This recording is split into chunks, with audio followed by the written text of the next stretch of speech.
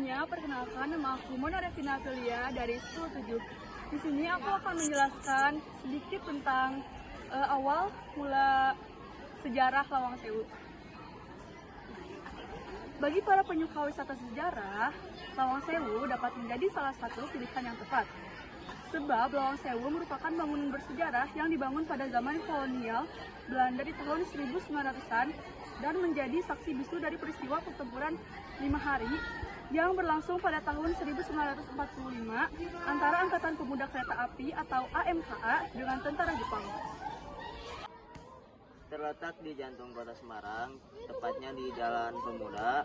Semula Lawang Sewu merupakan kantor administrasi kereta api Belanda bernama Nederland Spoorweg Maatschappij Nonis. Gedung Lawang Sewu dibangun secara bertahap di atas lahan seluas 18.232 meter. Menurut keterangan salah satu tour guide Mas Aris, Lawang Sewu terdiri dari 5 bangunan. Proses perancangan awal Lawang Sewu dimulai oleh seorang arsitek asal Belanda yang bernama Insinyur Pederi. Bangunan yang pertama kali dibuat adalah Gedung C yang difungsikan sebagai kantor percetakan karcis kereta api pada tahun 1900. Setelah Insinyur Pederi meninggal, kemudian Prof. J. Kleinhammer dan B.J. Ondag dituju untuk melanjutkan pembangunan Lawang Sewu. Pengerjaan Gedung A sebagai kantor utama NIS pun dimulai pada Februari 1904 dan Selasa Juli 1907.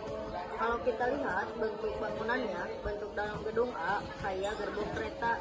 Jadi semuanya saling berhubungan seperti gerbong kereta api. Hal ini dilakukan untuk mempermudah komunikasi orang Belanda kala itu.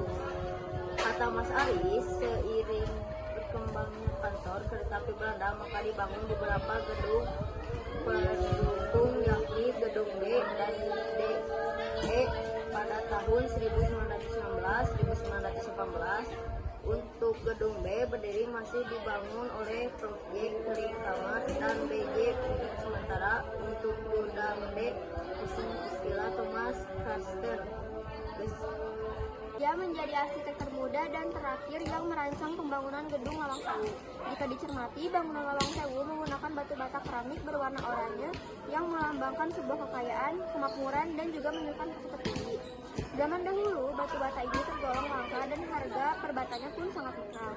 Setelah mengalami pemugaran dan renovasi, kini Lawang Sewu difungsikan sebagai museum yang menyajikan ragam koleksi yang berhubungan dengan kereta api. Mulai dari seragam masinis, alat komunikasi berupa telepon kayu dan telegraf, alat hitung Frieden, lemari karcis Moser, dan karcis kereta kuno, mesin yang kereta tunggal untuk karcis kereta, dan lain sebagainya. Pertempuran 5 hari seusai masa kolonial Belanda, Lawang Sewu terpindah tangan menjadi markas tentara Jepang sekaligus kantor transportasi Jepang bernama Ryuku Sokuryu pada tahun 1942.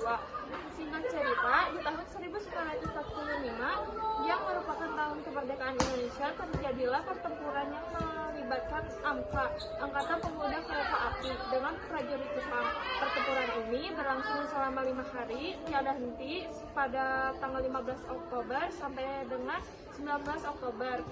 Salah satu penyebab dari tewasnya Dr. Karyadi yang merupakan dokter paling andal kala itu, prajurit Jepang berada di dalam kawasan Lawang Sewu, sementara AMKA berada di Wilhelmina, tepat berada di Lawang Sewu. Dari segi jumlah dan senjata pemuda AMKA, dinilai memang sudah kalah. Prajurit Jepang ada sekitar 500.000 orang dengan senjata bayonetknya. Sementara AMKA hanya berjumlah 2.000 lebih pemuda dengan senjata bambu runcing.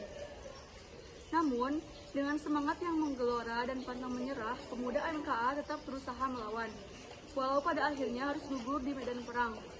Berlatar sejarah inilah, pemerintah menetapkan Lawang Sewu sebagai gedung warisan bersejarah yang perlu terus dijaga dan dilestarikan. Saat ini, Gedung Lawang Sewu dimanfaatkan sebagai museum yang menyajikan beragam koleksi dari masa ke masa perkeretaapian di Indonesia. Koleksi yang dipamerkan antara lain seperti koleksi Alkmaar, mesin Edmondson, mesin hitung, mesin tik, replika lokomotif, surat berharga, dan lain-lain. Lawang Sewu menyajikan proses pemugaran gedung Lawang Sewu yang terdiri dari foto, video, dan material restorasi. Mendekati pintu keluar, terdapat perpustakaan berisikan buku-buku tentang kereta api.